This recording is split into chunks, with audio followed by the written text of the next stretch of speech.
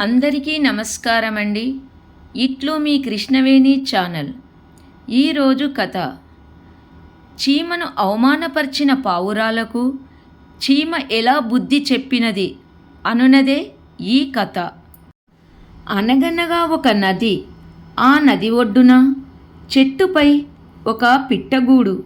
ఆ గూటిలో పావురాల జంట జీవించేది. ఆ పావురాలు రెండూ కలిసికట్టుగా ఆహారం కోసం వెళ్ళేవి. చీకటి పడేవేళకు గూటికి చేరి ఊసులాడుకొనేవి. ఆ చెట్టు కింద పుట్టలో ఒక గండు చీమ. అది ఒంటరిది. దానికి ఎవరూ లేరు. రోజు పావురాల జంటను చూసేది. వాటితో స్నేహం చేయాలనుకుంది. ఓ రోజున పావురాలను, మిత్రులారా, కష్టసుఖాలు చెప్పుకోవడానికి నాకెవరూ లేరు. నేను మీతో స్నేహం చేయవచ్చా అని అడిగింది. చీమ మాటలకు పావురాలు పక్కున నవ్వాయి. నేల మీద నడిచే నువ్వెక్కడా? ఆకాశంలో ఎగిరే మేమెక్కడా? మేము తెల్లగా అందముగా ఉంటాము. నువ్వేమో నల్లగా అసహ్యంగా ఉంటావు. నీకు మాకు పొంతనలేదు. నీతో మేము స్నేహం చేయము అని చెప్పాయి పావురాలు. చీమ బాధపడి ఊరుకుంది. ఓ రోజు ఒక తుంటరి పిల్లాడు ఆ చెట్టు దగ్గరకు వచ్చి ఉండేలుతో పావురాలను కొట్టబోయాడు. చీమ అది గమనించి మెల్లగా వెళ్ళి వాడి పాదాన్ని గట్టిగా కుట్టింది. పాదం మీద చురుక్కుమనేసరికి పిల్లాడి ఏకాగ్రత దెబ్బతిని ఉండేలులోని రాయి గురి తప్పింది. ఆ అలికిడికి పావురాలు రివ్వున ఎగిరిపోయాయి. ఆ పిల్లాడు వెళ్ళిన తర్వాత కొద్దిసేపటికి పావురాలు తిరిగి గూటికి వచ్చి చీమతో మాట్లాడాయి. చీమ, నువ్వెంత మంచిదానివి. మేము చులకనగా మాట్లాడినా మనసులో పెట్టుకోకుండా మమ్మల్ని కాపాడావు. ఇక నుంచి మనం మంచి స్నేహితుల్లాగా ఉందాము అన్నాయి. పావురాలతో చెలిమి కుదిరినందుకు చీమ చాలా సంతోషించింది. కథ సమాప్తం. మరొక కథ. మోసం చేయడం మంచిది కాదు. మోసం చేస్తే ఎక్కడో ఓ అక్కడ దెబ్బ పడుతుంది అనేదే ఈ కథ. ఒక అమాయకుడైన రైతు తన పొలానికి నీరు కావాలని పక్కవాని వద్ద ఒక బావిని కొన్నాడు. నీటి కోసం బావి దగ్గరికి వెళ్ళితే పక్కవాడు, నువ్వు బావి కొన్నావు కానీ నీళ్ళని కాదు, నీళ్లు ముట్టుకోవడానికి వీలు లేదని అడ్డుకున్నాడు.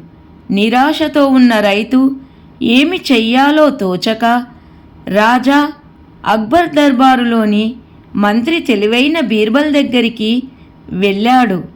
అంతా విని బీర్బల్ రైతుని, బావిని అమ్మినవాడిని పిలిచాడు. నీళ్లు తీసుకోవడానికి ఎందుకు ఒప్పుకోవట్లేదని ప్రశ్నించాడు.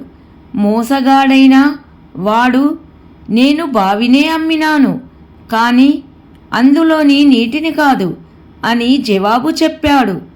తెలివైన బీర్బల్, అంతా బాగానే ఉంది. నీ నీరు వాడి బావిలో ఎందుకు దాచుకున్నావు? త్వరగా నీరు తీసి ఖాళీ చేసి వాడి బావి వాడికి ఇచ్చేసేయ్ అని ఆజ్ఞాపించాడు. తానెంతో గొప్పగా ఉపాయం వేస్తే అది మొదటికే మోసం వచ్చింది అని గ్రహించిన వాడు క్షమార్పణ చెప్పి బుద్ధి తెచ్చుకున్నాడు. మోసం చేయటం మంచిది కాదు. మోసం చేస్తే ఎక్కడో అక్కడ దెబ్బ పడిపోతుంది అన్నదే నీతి. కథ సమాప్తం.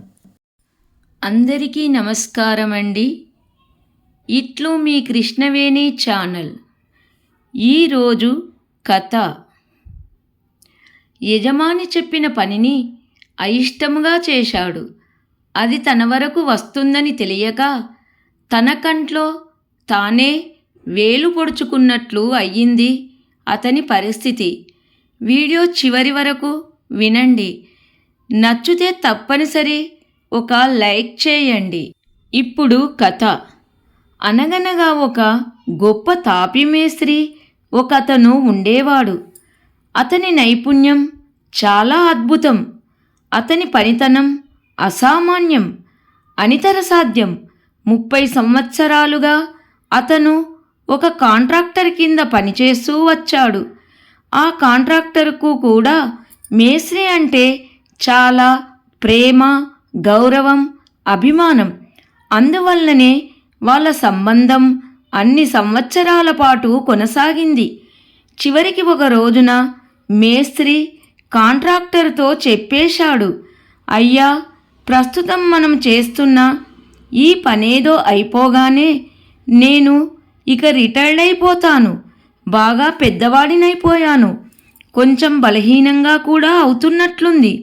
ఇప్పుడిక పనిని చాలించాలి. మిగిలిన కొద్దిపాటి జీవితాన్ని విశ్రాంతిగా గడుపుదామని ఉన్నది. ఈ సంగతిని కొంచెం ముందుగానే తెలియజేస్తున్నాను. మీకు ఏమంటే పనిలో కష్టం కలగకూడదు గదా, అందుకని అన్నాడు. కాంట్రాక్టర్ సన్నగా నవ్వాడు. సరే అన్నట్లు తల ఊపాడు. చేస్తున్న పనేదో ముగింపుకు వచ్చింది. పని ఆ రోజుతో అయిపోతుందనగా కాంట్రాక్టర్ మేస్త్రిని పిలిచి, ఈ పని అయిపోగానే రిటైర్ అయిపోతానన్నావు. నేను అందుకు ఒప్పుకున్నాను కూడాను. ఇదంతా నాకు గుర్తులేక కాదు, కానీ నాదొక చిన్న అభ్యర్థన. కాదనకు. నా కోసం మరొక చక్కని ఇల్లు ఒక్కటంటే ఒకటి కట్టి ఇచ్చి వెళ్ళు. ఆ తర్వాత నేను ఇక నిన్ను ఆపను అన్నాడు. మరొక ఇల్లు అంతే, ఏమంటావ్ అన్నాడు. మేస్త్రికి ఈ మార్పు అస్సలు నచ్చలేదు. అయినా ఏం చేస్తాడు? చాలా కాలం పాటు పనిచేసి ఉన్నాడు. కాదనటానికి వీలు లేదు.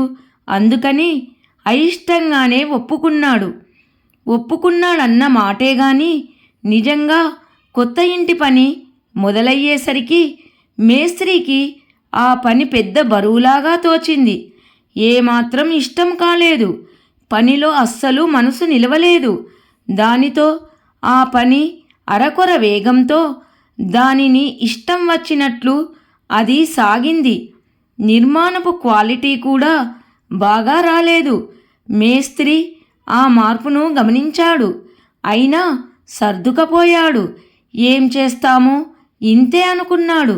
మధ్యలో కాంట్రాక్టర్ వచ్చి సలహాలు, సూచనలు ఇస్తూనే వచ్చాడు. అయినా మేస్త్రి వాటిని అన్నిటినీ పెడచెవిన పెట్టాడు. ఎలాగో ఓలాగా అయిపోని, పని గడిస్తే చాలు అనుకున్నాడు. కొత్త ఇంట్లో పని పూర్తయ్యే సమయానికి కాంట్రాక్టర్ వచ్చి చివరి ఇన్స్పెక్షన్ చేశాడు. నిర్మాణపు పనితనము బాగాలేదు. చాలా లోపాలు కనబడ్డాయి. ఆయనేమీ ఆశ్చర్యపోలేదు. ముందు నుండి చూస్తూనే ఉన్నాడు గదా. నిట్టూర్చాడు. ఆ పైన మెల్లగా జేబులోంచి తాళాల గుత్తి తీసి మేస్త్రి చేతికి ఇస్తూ అన్నాడు, మిత్రమా, ఇదిగో ఈ ఇల్లు ఇక నీదే. ఇంటి తాళాలివిగో, అందుకో. మన స్నేహానికి గుర్తుగా నేను నీకు ఇవ్వదలిచిన బహుమతి ఇది అని చెప్పాడు. మేస్త్రి నిర్ఘాంతపోయాడు. ఎంత ఘోరం జరిగిపోయింది! ఈ సంగతి ముందుగానే తెలుసుంటే ఎంత బాగుండేది. తను ఆ ఇంటి నిర్మాణంలో జీవం పోసి ఉండేవాడే. ఇప్పుడిక చేయగలిగింది ఏమీ లేదు. లోపభూయిష్టమైన ఈ ఇంట్లో తన శేష జీవితాన్ని గడపవలసిందే. ఇప్పుడేమీ చెయ్యలేము అని కుమిలిపోయాడు. కథ సమాప్తం. అందరికీ ధన్యవాదములు.